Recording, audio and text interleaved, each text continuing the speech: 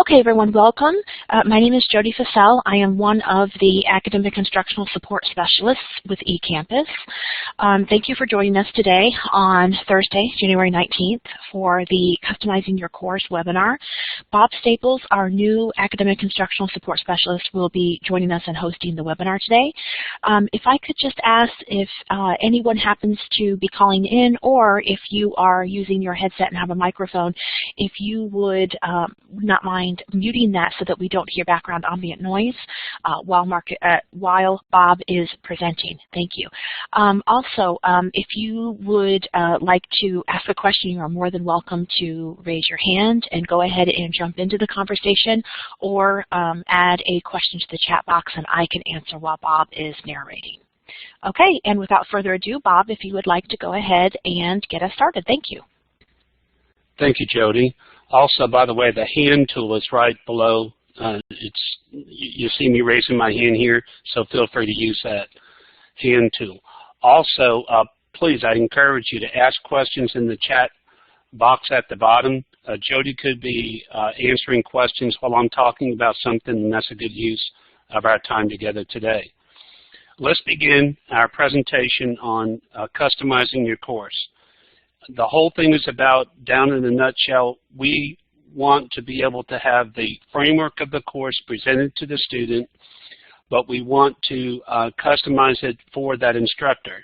And there's some do's and don'ts, and we want you to feel clear about knowing what to do.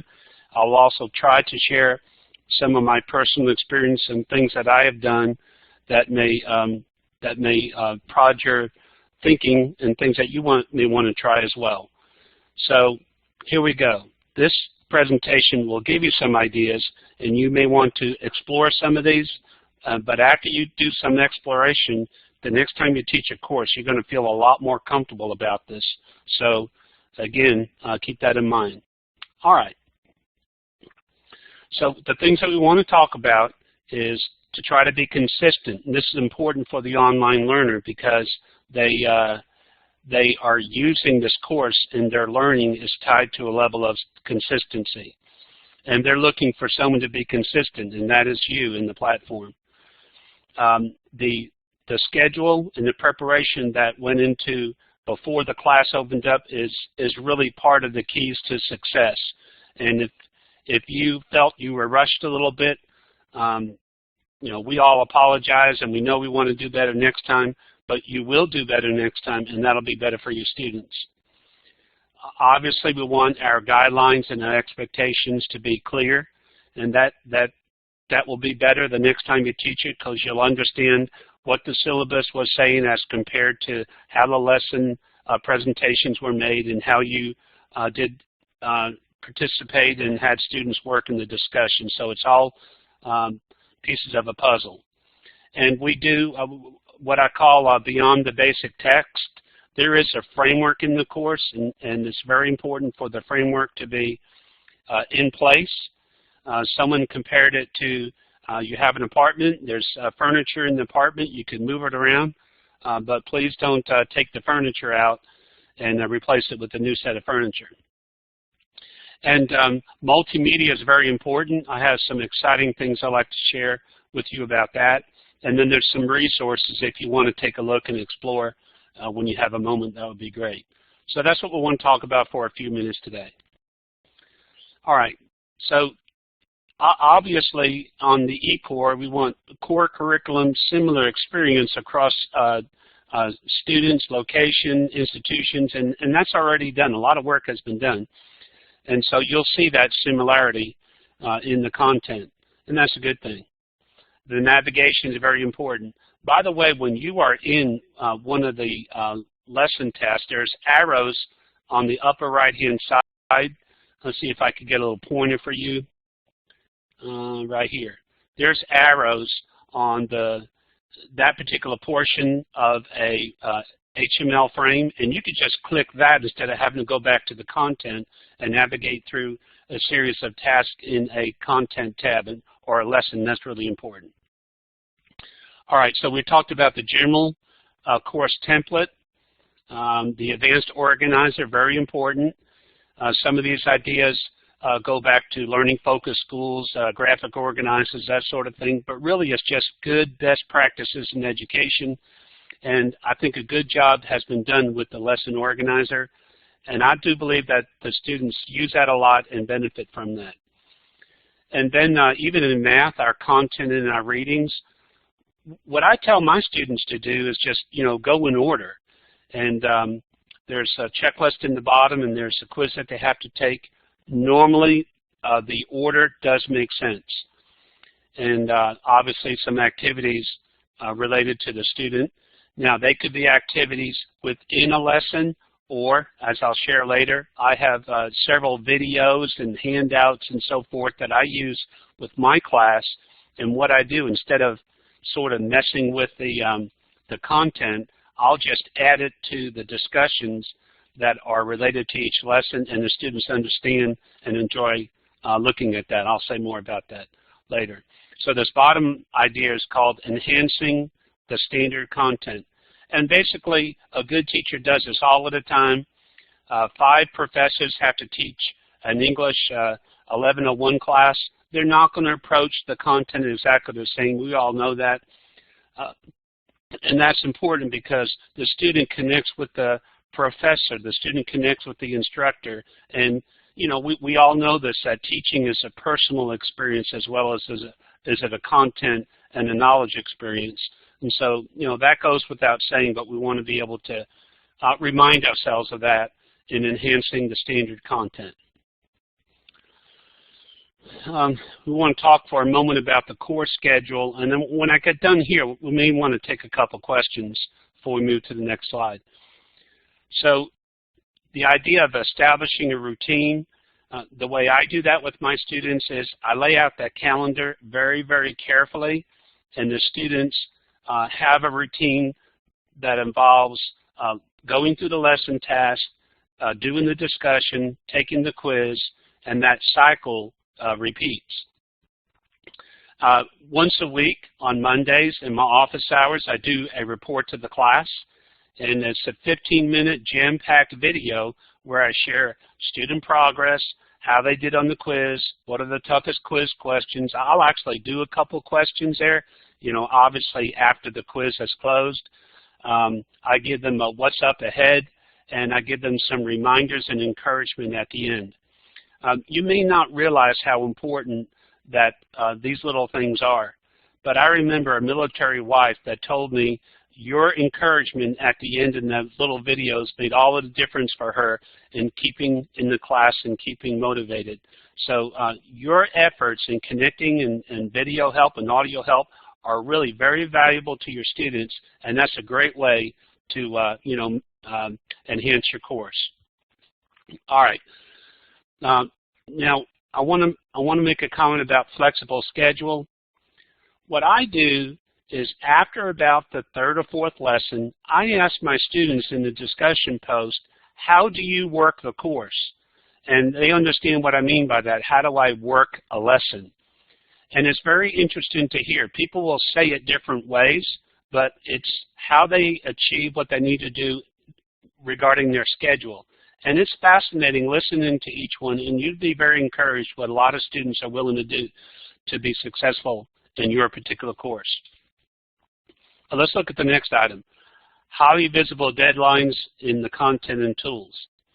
Again, my calendar is, I put a lot in my calendar, and I ask the students to print it out.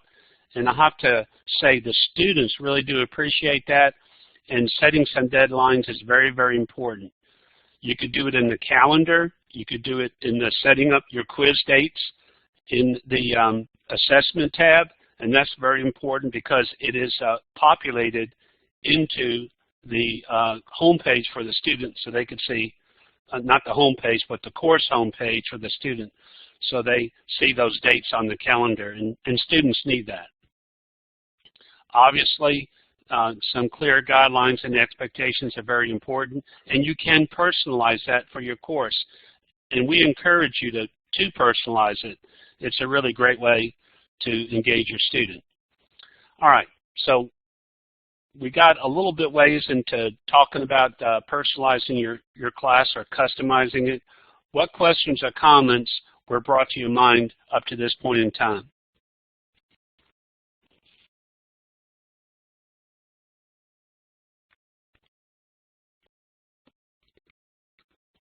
Okay. All right, I'm sure there'll be some questions here, and I appreciate Dr. Riemann joining us. Okay, let's talk about one professor, English 1102. They laid out the calendar this way, and that's very, very important.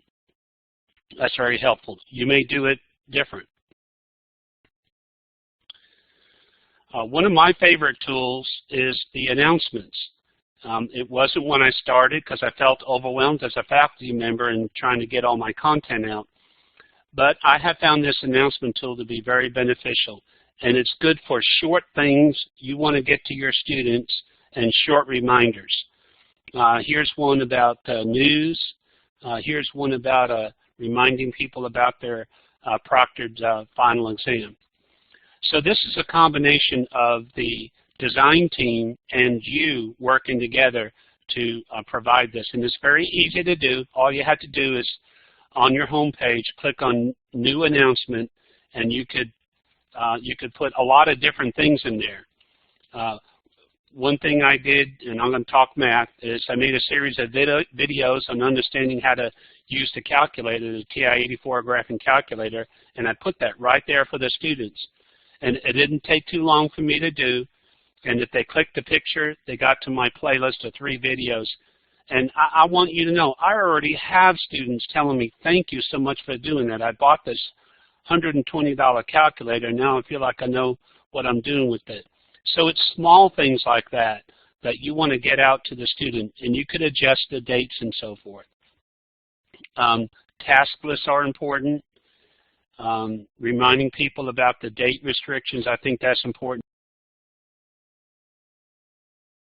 too, and you could do that with these announcements. And you may say, well, this would be maybe the first time. I don't have anything significant to post. You probably do, just didn't have enough time to think about it, but you'll come up with some ideas and you'll enjoy playing with that this semester. So I hope you enjoy that tool. Maybe we could do a video on just how to add things to the announcements. I want to tell you a story while we talk about audio. I decided one time to give a 1-minute, good job announcement to my students. So instead of sending an email only, I sent an email with congratulations, you did a good job, class, and then I did an audio version of that as well. And I had students tell me, I really appreciated that audio, and I'm asking myself, I don't understand what it is people like to listen to the audio, and when they're walking somewhere or doing something else, they're good at listening to that as well. So I hope maybe that makes sense. Also, if you are giving feedback, many of you like to write a little feedback statement in there, and that is fine, but you do have the option to record an audio, and I think people would listen to it, especially when they hear your voice and they know you're involved in the class. It does help, right, push the student away from a very dry type of online course to something more meaningful, and that's important. Okay. You may be a professor that's been teaching for a very long time and would love to be able to supplement the content of your course. So again, those are all just wonderful, great ideas, but please don't take all the furniture out of the living room and put in your own furniture, because that's not going to be helpful. But you can rearrange the furniture, and you also can use these items here and deliver them to your student. You could do this through the email. You could do this through, you could have some course resources and add that to the course resource tab if you want to, just by clicking New File. Or, again, what I do is, these are things that you're doing that are related to lessons. I just go to the lesson posts and I make a little spreadsheet, a little chart, and I have videos, I have handouts, and I load them up there. And present that to the students as they are getting ready to do a lesson discussion, or they want to know what other additional resources. They know by the second lesson where to go, and they enjoy that. And another thing that's helpful about putting your links and your documents there, students feel it's sort of optional, and it doesn't overwhelm them with having to do all of the task content and that as well. Everybody's course is different, and so you'll have to just use your own judgment on that. And I will say experience is probably one of the best teachers in this area, because once you go through that course and you listen to what your students have to say, you know if your customization worked good or not, and you know what to improve next time. Okay, one thing I want to mention here, not only can you put PowerPoints in there and videos and some of your own study guides, which is a great idea, but I use Blackboard Collaborate as a tool in my office hours and when I want to tutor students or work with students. And I do believe under course resources, and maybe faculty resources, we're going to need Jody to clarify that, there's a way for you to add Blackboard Collaborate to your class and to create a session and then be able to advertise that to your students. So I want to make sure if I was listening to what I said that I understood it, so let me say that again. There's a tool where you could create a link. I think it's called an external learning tool or something, and you add it to your class in your content tab under maybe startup items or course resources, and you create a Blackboard session. And then once you start that session, you'll have what we're showing you here, what you're seeing, and you could have lectures with your students. I do live tutoring where I have a little pad and I write and I do math problems with students. But that is an extremely powerful tool. And I will say if you're kind of a more established eCore online professor, you know that Blackboard Collaborate has not been exactly user-friendly in the past. I had some trouble getting into this particular session, but the great news is Blackboard has improved that tool, and it's now called Blackboard Ultra, and we are experimenting with it. I'm using it in my class, and we hope to get that out to you, to push that out before short session 2 so that you feel comfortable with that. So that's important information for you to know. Also, here's an example where someone in Unit 1 Question and Resources added some video links and so forth. So again, I really encourage that. It's a tremendous thing to do. All right, some video resources. Again, you have the Blackboard Collaborate. You could use it for office hours. I do. You could create lectures and then record them for your students. Let me say this. I use, when I started with eCore and I taught college algebra, I realized that the course,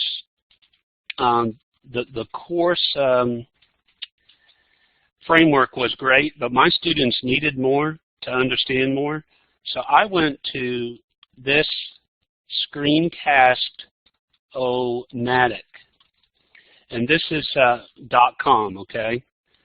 And what this is a free video creation software, and it's pretty user-friendly. You could add video to it, your own video. You could do screenshots and so forth and make a video over something that you think your students need to have to understand your particular content or a lesson section. I ended up making about 100 of these little short videos, only short, 5, 10, maximum 15 minutes, and I will say they made all the difference in the world to some of my students. Since you are the more the expert in your area and your content, you know what your students need, especially if you have taught a similar course in a face-to-face class. You even know intuitively what they need, and you will enjoy making these videos. And I will make myself available if someone wants to learn more about that as well. But again, video resources are very, very helpful. This is a screen to just remind you that you could use the tools on D2L to embed or insert YouTube video into your class. This last one talks about embedded code. I will say the average faculty member would do well just to make a video, upload it to YouTube, and then just share the link with the student. I think that's a very effective thing. But if you are more advanced, sure, you are encouraged to do that for your students. Again, this is some more about, here's an example, I guess it's world history, the Vikings. Here's someone who's got the code. They're going to put it into their course task. It's just, that's maybe a little bit too complicated, and it doesn't really, you know, unless you're really good at that, you don't need to really worry about that. Just get a good YouTube link, and that's good enough. That would be my advice. Here's a person that is researching to find more videos and more help that's available. And there are tons of help available on YouTube and other places, and you could direct your students to that. And I would say that's a very fun thing of teaching, where you're not having to recreate the wheel all of the time. So I hope you enjoyed that, and you will love doing that, and your students will love that as well. Here's a screenshot where someone is uploading a video to their YouTube account. I do believe if you have a Gmail USG account, I do believe that you also have a YouTube account that goes along with that. If you are new to that and you want some more information, contact us. I would be more than happy to help you with that. There are a lot of web resources that are available. I'm a little weak on these particular tools on the left and the right. Maybe Jody can comment on those too. But you can create your own multimedia content, and the students really, really enjoy that.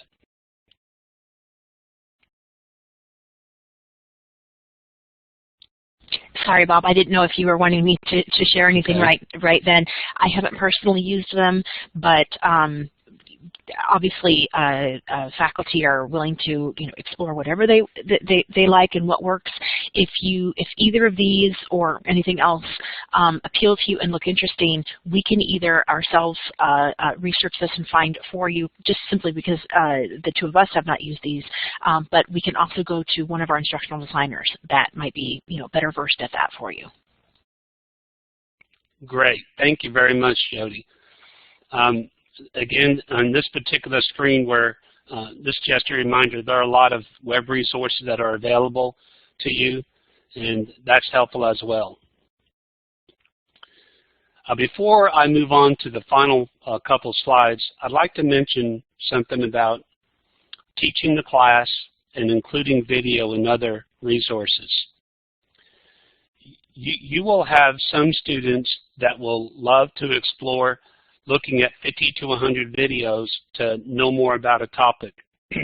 But you will have other students that if you found a good video or you made a good video and you had a link, they would, I would say 9 out of 10 times try that before they do anything else. It's not that they're lazy or they're not interested. It's probably just because they're busy. And so that's why I try to have some links to other things. And sometimes it's worth your time searching a YouTube video on an area that you'd like to supplement. You may find a video very helpful. Of course, you can find some stuff that's not, so you got to use good judgment on that. That's important to keep in mind.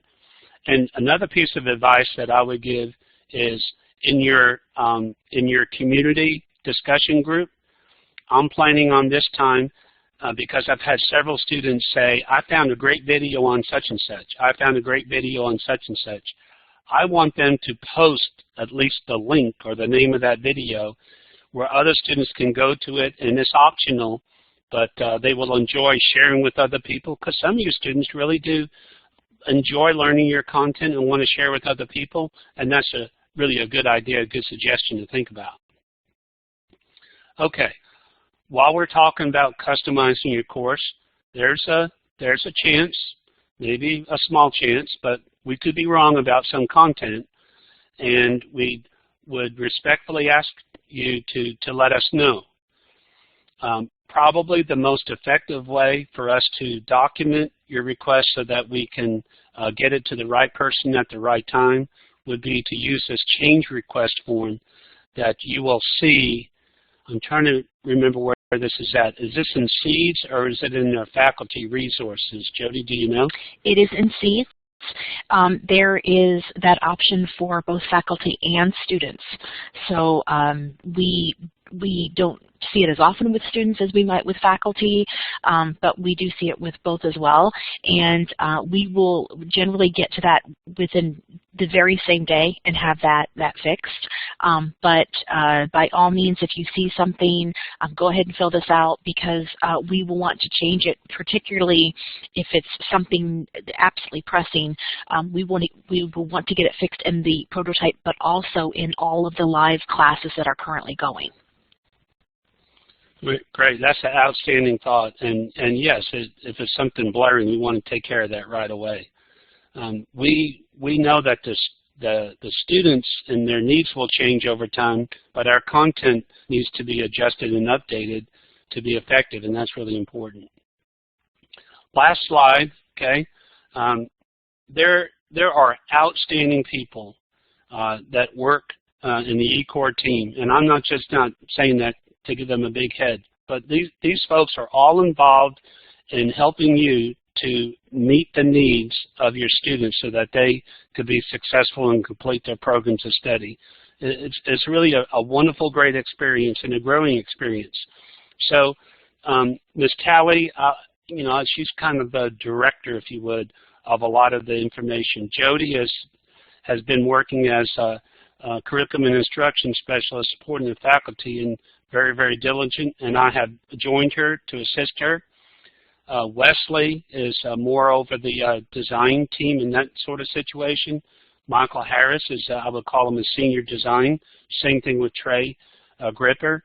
And then you have two other designers, Yi Jin and NG Vo. For example, if you had a college algebra question, you can direct that to NG. If you would like a list of those folks who do different things, we sent that out in a previous email, and we do hope we go to sleep at night dreaming that you have kept all of these emails that we have sent to you, and that you can refer to them over and over, because we want to try to put a lot of information out to you so that you have more resources, and we're moving ahead to try to get our resources out to you and our helps in a more easier fashion, and we hope to have some exciting news about that in the near future. But this is part of your eCore CI team, Curriculum and Instruction, and we are here to assist you, and we're happy to serve you. Well, that's all I wanted to say about this particular presentation. We'll send a link out on this later, but I'd like to open it up for Jody to share anything that she wants to share, for Ms. Talley if she wants to share anything, and for you to ask questions.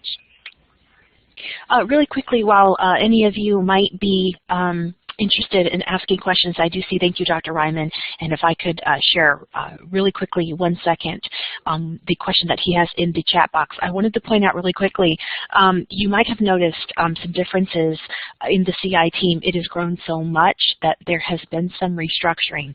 So Christy Talley-Smith, who I know that you all recognize her name, is the Director of Curriculum and Instruction, while Wesley Steverson is now Director of Instructional Development and Design. Wesley. And that means under Wesley, we now have all of the typical instructional designers. We actually have 2 more in addition to this. So I apologize. We will update this for you. But so Wesley will be director, and then anybody in here on Wesley's side will be more of the technical side. They will be the ones that design the course, revise it, work on the open educational resources. We can fix things that Bob and I don't necessarily have the access to fix. So they will do more of the tech side. Bob and I will do more of the daily service side. If you write to the CI inbox, we're the ones that will check it. We host the webinars, we send out the emails, that sort of thing. So we're more on the faculty development side. You are always welcome to contact us, meaning Bob and myself, particularly if you want to write to the eCore CI inbox. We will, I always say, we will be happy to answer any questions. If I can't answer it, I will find the answer or find the person who can, and we can forward it on to your instructional designer, for example, if you need.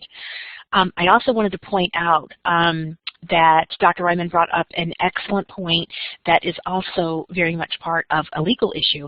And Dr. Ryman had said it's nice that YouTube will automatically close caption your self-created videos. Okay, and that is true. If you would also double check, that would be most helpful.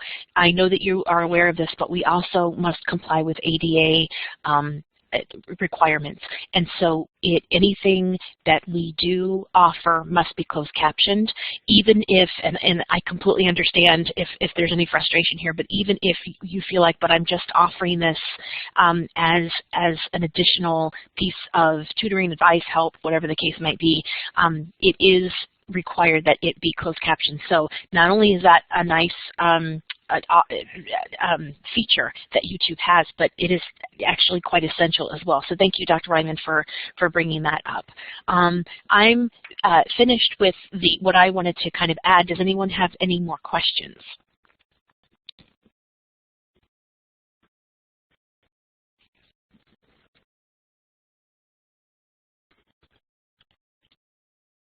Questions or comments?